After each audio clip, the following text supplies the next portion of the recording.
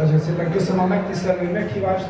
Meg kell mondanom, amikor idejöttem, az úgy járt a fejemben, hogy vajon melyik nagyobb esemény ma, az a 3 per, ahol az állam és a bankok balhéznak egymással, vagy ami itt történik. És meggyőződésem, hogy ez 100-szor fontosabb. 100-szor fontosabb, mert tulajdonképpen ezek az ilyen apró kis események formálják a jövőt. Így alakul majd ki az, ami aztán a társadalom egészében elterjedve beérik, és minden napunk természetes része lesz. És már régen elfelejtettük, hogy mit csinált az állam és a bank együtt, vagy éppen egymással szemben, amikor a bitcoin pedig majd betölti az életünknek a mindennapi a gazdasági fejezetét. Most kérem szépen, azt hiszem, hogy elejékről tudjuk, azt szoktuk mondani, vagy azt szokták mondani, hogy aki a világot szereti, rossz ember nem lehet. Én azt hiszem, hogy most éppen az az igazság ebben a helységben is, és már azt hiszem, hogy korunkban, aki a bitcoin szereti, rossz ember nem lehet. Miért? Azért, mert a bitcoin szinte a gazdaságban a szabadság szimbóluma. Szimbólum és egyúttal eszköze annak, hogy hogyan lehet a matematika és az informatika technikai és tudományos eszközeivel olyan helyzetet teremteni, amit képtelen megoldani a társadalom tudományok tömege, a szabályok irdatlan mennyiségével is. Tessenek meggondolni, hogy a 2013-as évet Magyarország úgy érte meg, hogy kaptunk 90 000 oldalnyi szabályt a magyar közlönyben. Nyilvánvaló követhetetlen állapot. Ez szinte befon bennünket, egy folytásban élünk, azoknak a szabályoknak a folytásában, amelynek egy igen jelentős része pénzügyi természetű. És miért kell ez a rengeteg szabály? Mert kezelhetetlen az az állapot, amiben a mai pénzrendszer van, és új szabálya próbálja valahogy ideig óráig ezt az állapotot fenntartani. Nos, a bitcoin a szabadság, a gazdasági szabadság szimbólumaként azt kell mondjam, hogy a mindenki természetes eszköze. Tehát egy olyan eszköz, amit, hogyha végül megértünk és használunk, akkor ismerjük föl igazán, hogy milyen elfojtott és, ha úgy tetszik, bezárt életű formánk volt a pénzügyeinket illetően. Ugye itt arról van szó, hogy a matematika, az informatika és a mindennapi élet ilyen értelmű elszámolás technikája találkozott ebben a hallatlan nagy intellektuális alkotásban. De hát ez a találkozás már korábban megtörtént, hiszen a bankrendszer igen hatásosan használja az informatikát, de mire? Gondolják meg, hány úgynevezett derivatíva van forgalomban, meg se tudjuk számolni, de azt tudjuk, hogy mennyi van a statisztikák szerint. Kérem szépen, az informatika előállított olyan pénzügyinek nevezett eszközöket, ami 10-15-ször nagyobb, mint az egész glóbusz egyéves összterméke. És ezeket a termékeket úgy tekinti, mint olyan szabályok szerint alkotás, ami természetesen jó, természetesen bennünket szolgál. Csak a CDS feláll, ami az országok államkötvények hozamának kockázatát fedi le, az önmagában több, mint a glóbusz egyéves összterméke. És ezzel szemben most itt van egy eszköz, a bitcoin, amelyik nagyon csekély összességében ezekhez a csillagászati számokhoz képest, de azzá tesz. Tehát ez már nem egy olyan eszköz, amit a bankrendszer tetszés szerint generál a saját hatalma és jövőbeli, hogy tetszik, a pozícióját, múltbeli pozíciójának megőrzése és a jövő hatalmának az érdekében. Ma ott tartunk, hogy a bankrendszer még azokat az utóvéd harcokat folytatja, amivel megpróbálja a tarthatatlan ideig óráig fenntartani. Például az elmúlt években azok a bizonyos hitelből generált követelések, amelyeket egymás között nem számoltak el, hanem azt mondták, jaj, ez rossz követelés, gyere állam, mentsél meg. Ez a követelés mennyiség 2011-ig, 2008 után mintegy 5000 milliárd eurót tesz ki az európai tagállamoknak. 5086 milliárd pontosan. Most kérem szépen, ez annyi pénz, mint amennyi a nemzeti összterméke 26 tagállamnak, de annak a 40%-a a nemzeti össztermékének. Tehát van egyszer egy eladósított Európa, ami 80%-ot tart nyilván az államadósságoknál átlagos szinten a GDP-hez viszonyítva, most kapott még hozzá 40%-ot a bankoktól. 120%-osan eladósított állapotban vagyunk. És ezt tekintjük jó állapotnak. És ez az a rendszer, amely folyamatosan megkérdőjelezi a bitcoinnak, mint olyannak a természetes létét. Miről van szó? Egy mesterségesen előállított állapot kritikusan néz a bitcoinra. Miért?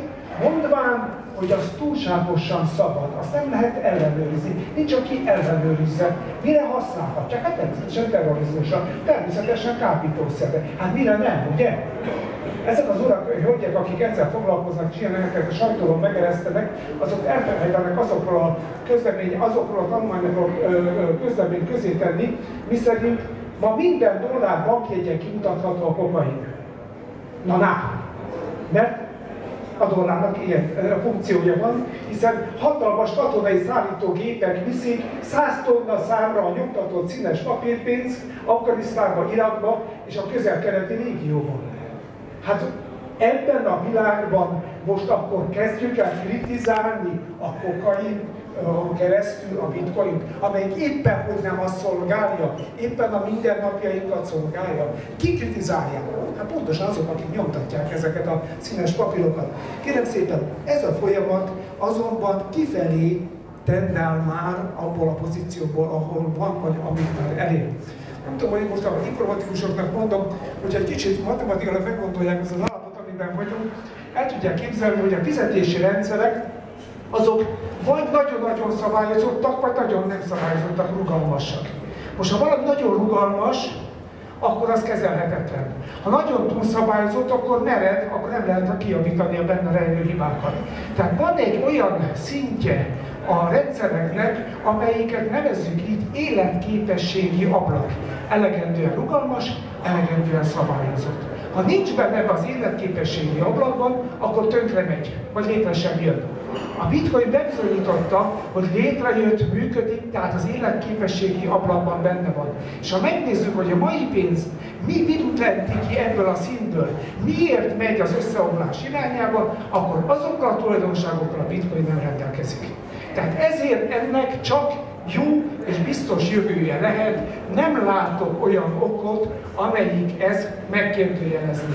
Ugye voltak kísérletek bizonyos értelemben a lejáratására, voltak kísérletek a tőketételére. Tudjuk, hogy az egyik tőzsdét megtámadták, és ott zavarok képződtek. Túlélte. És ma már azoknak mondom, akik a jövőben jobban oda szeretnének figyelni, ott tartunk, hogy kb. Egy hónappal ezelőtt, 3 héttel ezelőtt az angol pénzügyminiszter elment egy pénzügyi informatikai konferenciára, és látványosan bitcoint vásárolt. És azt mondta, az angol pénzügyminisztérium rendszer kidolgozásban van benne, amit december tájékán akarnak majd első közelítésben nyilvánosságra hozni, hogy hogyan lehet a pénzt kiszabadítani azon korlátok alól, amelyik ma folytanak bennünket. És a bitcoinnak úgy látszik, ebben ők jelentős szerepet szállnak. Jó hírem van, a bitcoinnak jövője van.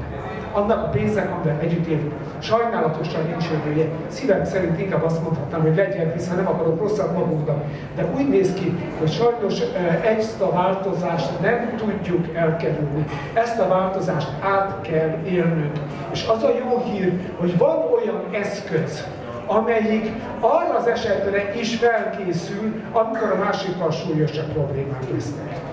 Én úgy gondolom, hogy itt most egy sokkal fontosabb esemény történik, mint ahogy említettem, amikor itt a bankokkal veszekszünk.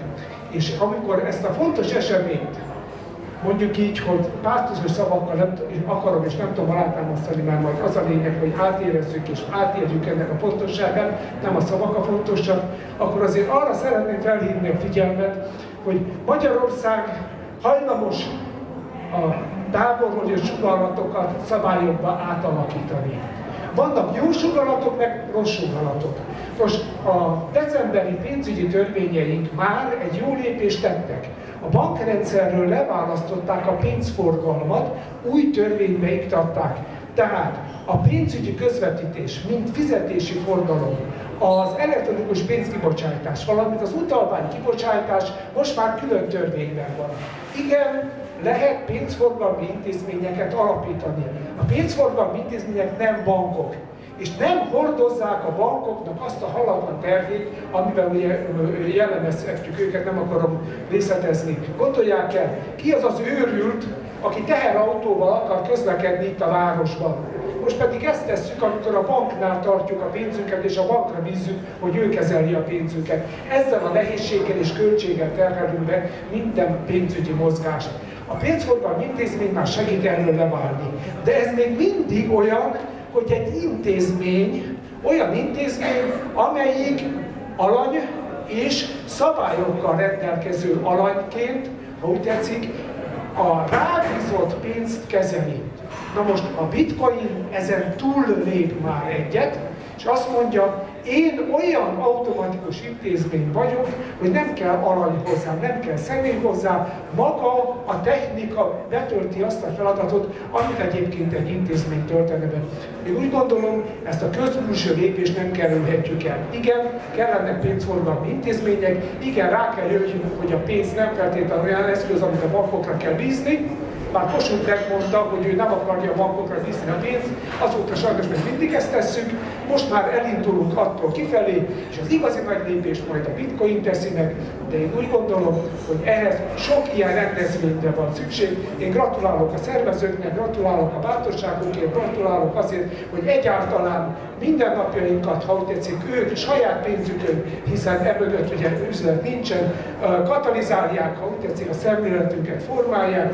Én azt kívánom önöknek, járjanak nyitott szemmel és füllel és ésszel, és fedezzék föl, hogy mindaz a békjú, amit az a rengeteg szabály minden nap a nyakunkra húz, az nem feltétlenül fontos, hanem az ilyen szabadságintézménye az, ami fontos. A gazdasági szabadság szimbólumát tetszenek most látni. Köszönöm a figyelmüket!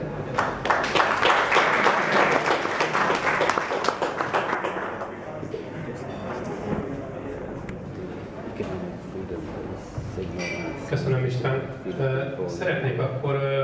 Szeretnék fölkérni akkor az Anker Klubot. Menj hát le ott, hogy mondjon is egy pár mondatot.